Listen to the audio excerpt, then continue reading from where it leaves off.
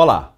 O ambiente de trabalho é um espaço de produção, convivência e realização, mas também pode ser, infelizmente, um lugar de desgaste físico e emocional.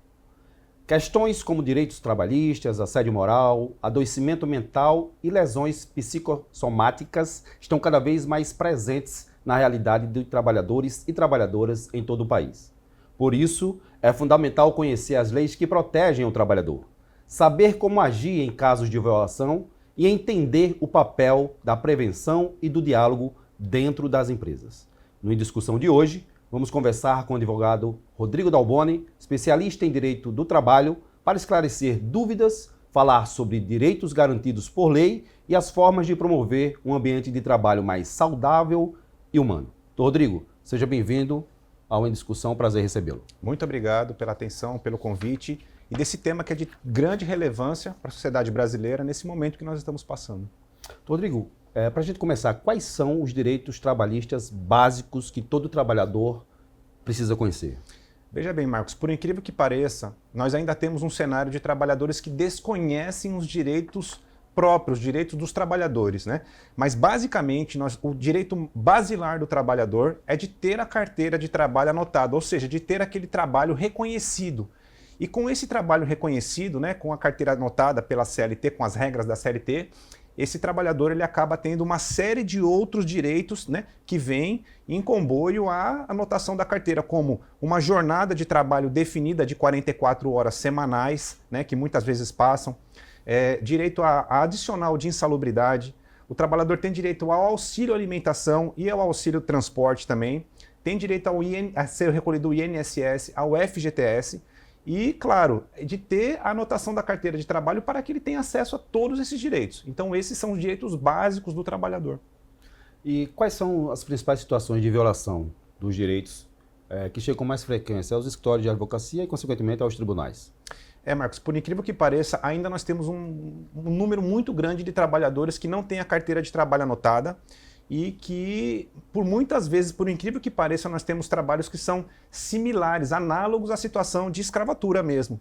Trabalhadores que trabalham, às vezes, 60 ou 70 horas semanais, né, jornadas extenuantes, e trabalhadores que ainda não têm a carteira de trabalho assinada.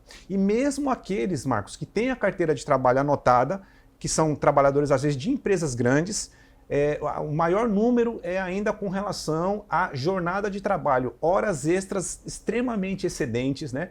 A ausência de controle dessas horas muitas vezes acontece, né, inclusive de redes grandes, de empresas grandes, né, empresas em âmbito nacional, do trabalhador chegar na empresa, não marcar o ponto, passar a fazer atividade, só marcar um ponto depois que o supervisor ou o empregador local determina, né? Isso também acontece na hora de ir embora. Muitas vezes o trabalhador bate o ponto como se ele estivesse indo embora e permanece realizando atividades. Isso é extremamente errado, né? Isso fere de morte a relação laboral, até porque as pessoas só trabalham por causa da pecúnia também, né? A pessoa precisa do dinheiro. Então, se a jornada dela não é controlada, com certeza ele não tem os direitos resguardados. Então esse, que é a ausência de anotação de carteira e jornada de trabalho, ou seja, uma hora extra extenuante, é o que mais, hoje em dia, ainda infelizmente, é recorrente nos escritórios de advocacia. Rodrigo, mesmo que o trabalhador não tenha a sua carteira de trabalho anotada, assinada, ele tem os direitos trabalhistas garantidos? E o que ele precisa fazer para ter esses direitos, caso ele não tenha sido... a sua carteira não tenha sido assinada? Olha, Marcos, essa pergunta é ótima. Inclusive agora, atualmente, nós estamos passando por um grande debate no STF, né? Está havendo uma reclamação no STF com relação aos trabalhadores uberizados, que nós chamamos, né? Que não somente aqueles do trabalhador de aplicativo, né? Porque a transformação desse mundo novo que nós estamos vivendo tem tornado muitos trabalhadores, como eu mencionei, em que pese façam atividades que são atividades de escritório, são atividades similares à situação de uma escravatura também. Por quê? Porque o trabalhador não tem a carteira de trabalho anotada, trabalha jornadas extenuantes e ainda é exposto a questões emocionais que às vezes fazem com que ele perca totalmente a sua realidade humana. Então, o trabalhador, primeiramente, ele tem que entender que ele tem direito a ter a carteira de trabalho anotada. Se ele sabe que ele é empregado, porém não tem a carteira de trabalho, ou seja, se ele vive aquela relação de subordinação, de prestação habitual, um único empregador, né, ele é prestação de serviço para uma única empresa, e ele não tem a carteira de trabalho anotada, o que nós recomendamos é que inicialmente ele procure o sindicato da categoria dele, o sindicato da categoria, não havendo solução por uma via do sindicato, que ele procure o Ministério Público do Trabalho, que é o órgão oficial, né, do governo brasileiro, que é o MPT aqui na Paraíba. Nós temos uma unidade do MPT que faça uma denúncia, se for o caso uma denúncia anônima, por um trabalho extenuante que não está tendo a carteira de anotada. E em última situação, se ele não conseguir, ele procure um advogado da sua confiança, um advogado que tenha capacidade técnica para manejar essa questão e busque os direitos na Justiça do Trabalho. O senhor falou aí sobre pressão psicológica que às vezes é exercida sobre os trabalhadores pelos patrões ou então chefes imediatos, que pode caracterizar o assédio moral. Eu queria que o senhor falasse um pouco sobre isso. O que caracteriza um assédio moral e como o trabalhador pode identificar o que seja uma cobrança, né, sobre uma cobrança normal, digamos assim, sobre o seu trabalho, né, a sua obrigação de fazer, e que extrapola isso até se tornar um assédio. Perfeita pergunta também. É uma realidade que nós todos vivemos hoje em dia, né? O trabalho onde a pessoa é, às vezes, colocada sobre pressão psicológica, cumprimento de metas exacerbantes, às vezes a forma de lidar, né, de falar com aquele trabalhador, palavras rudes, às vezes xingamento, ou mesmo um escanteamento, como a gente chama, né, a diminuição da atividade do trabalhador para que ele fique sem fazer absolutamente nada. São todos esses sintomas que vão conduzindo o trabalhador para uma realidade de assédio, né? E esse assédio, no campo do direito do trabalho, ele tem várias vertentes. Ele pode ser no campo moral, né, como uma questão de um xingamento ou de um rebaixamento, mas ele também pode ser no campo sexual, né, que a gente experimenta vários casos. Hoje eu vivencio vários casos em que trabalhadores são submetidos a assédio sexual, né? A stalker, nós temos casos de stalker, em que o trabalhador é perseguido nas redes sociais, mas vinculados a uma relação de trabalho pelo superior hierárquico, perseguido.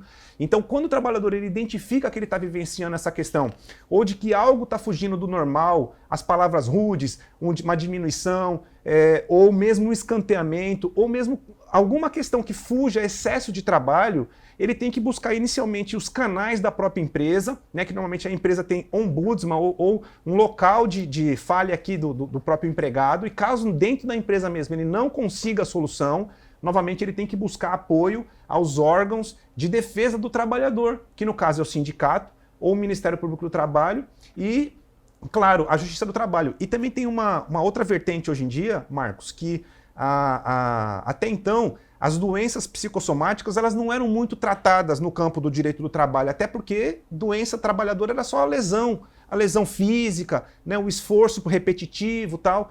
Porém, a partir de janeiro de 2025 agora, tornou-se regra pela NR1. Hoje nós temos uma norma regulamentadora que é a NR1, que trata justamente de lesões emocionais no campo do trabalho, aonde o empregador, Marcos, tem a obrigação de criar programas de ambientação do local de trabalho seguro, tranquilo, onde ele não sofra questões psicológicas e onde o empregador saiba que numa forma coletiva o trabalhador está sendo cuidado pela empresa como se fosse um trabalhador do campo operacional, né? Aquele trabalhador que tem as regras da empresa, por exemplo, ele não pisar para não escorregar.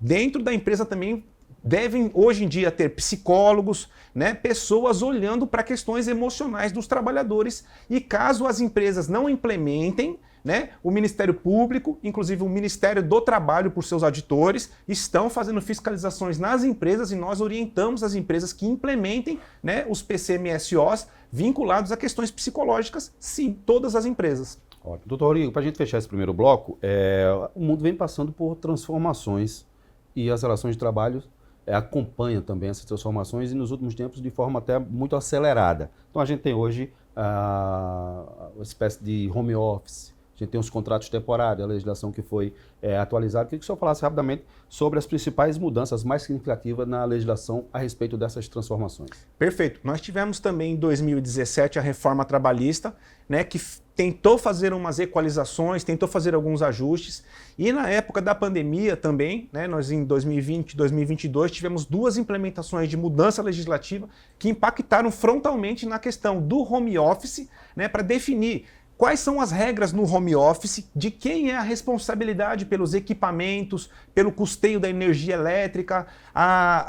Uma questão também que fica muito em debate é como a empresa vai implementar medidas de proteção de segurança dentro da casa do trabalhador. Então, são todos esses temas que atualmente devem ser acordados pelo empregador e pelo trabalhador com relação ao home office, né? Para que fique claro. O trabalhador tem que lembrar que ele, apesar de estar na casa dele, ele está totalmente subordinado às regras da empresa, ele está vivenciando aquele período dentro do seu contexto familiar, porém ele está trabalhando. Nós temos empresas, Marcos, inclusive grandes empresas do segmento de telecomunicações, que têm abordado essa estratégia de contratar atendentes, né, trabalhadores, e colocar ele na própria casa. Alocar esse trabalhador em casa, e isso tem causado grandes prejuízos emocionais para o trabalhador, porque falta ali a convivência, falta ali um suporte para desenvolver as atividades, é como se ele tivesse escanteado dentro de um quarto na sua própria casa.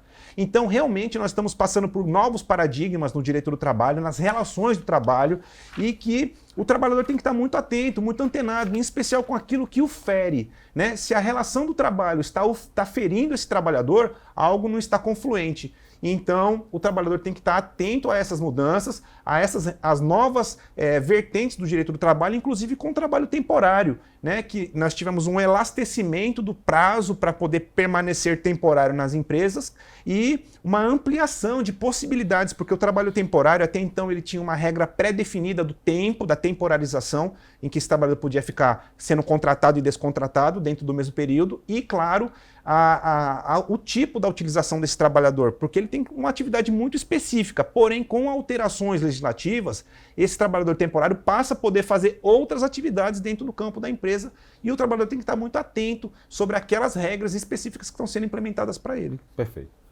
No próximo bloco, a gente vai se aprofundar sobre os impactos psicológicos do trabalho, o aumento das doenças emocionais e como a legislação pode amparar o trabalhador nesses casos. Uma discussão volta já.